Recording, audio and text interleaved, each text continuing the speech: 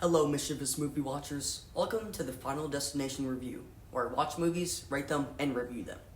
And don't forget that at the end, I will be comparing and contrasting goods and gashes from every movie.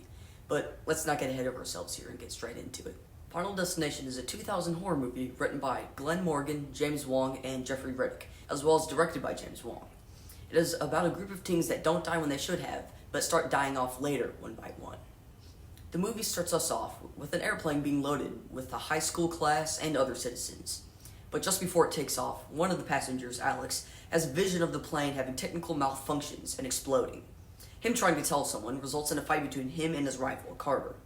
The fight is eventually separated by the plane staff and they are kicked off the plane, along with Alex's class members Todd, Terry, Billy, and Clear, and their teacher, Valerie. Nobody believes Alex until the plane actually blows up mid-air.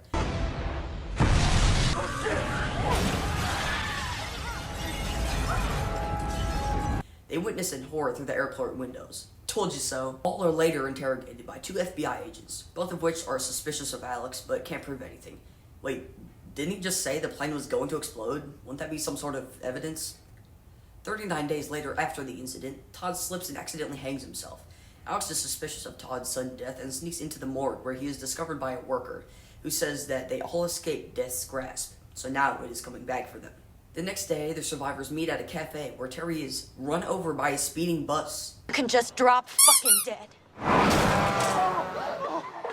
After watching a news report about the plane's explosion that shows where the fire came from, how it spread, Alex concludes that they are dying in order they would have if they were on the plane. The people who sat further back were the first ones to go.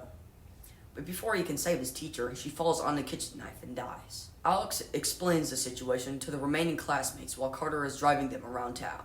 However, Carter, who is next, stops in front of an oncoming train wanting to die on his own terms.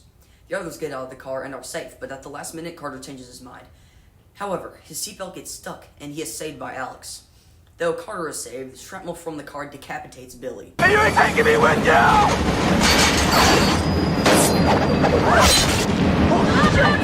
Alex now theorizes that because Carter was saved, the sequence is skipped on to Billy, and keeps going.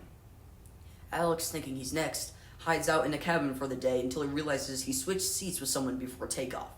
Alex now knows that Clear is actually the next person on the list. As Alex rushes to Clear's house, he is pursued by the two FBI agents from earlier, because they think that he is killing the survivors of the plane crash.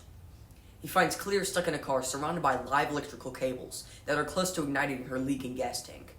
However, Alex saves her in the nick of time. They escape as the car explodes. We then time jump 6 months later, where Alex, Clear, and Carter celebrate surviving the Death's curse.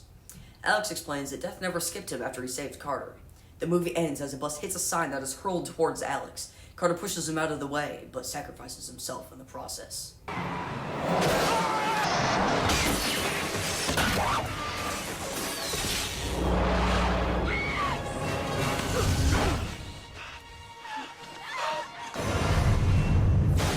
Now time for the goods and gashes. Goods. It's a really good horror idea. It's executed pretty nicely, and it's just one in a franchise, so if you want more lore, keep watching. The gashes.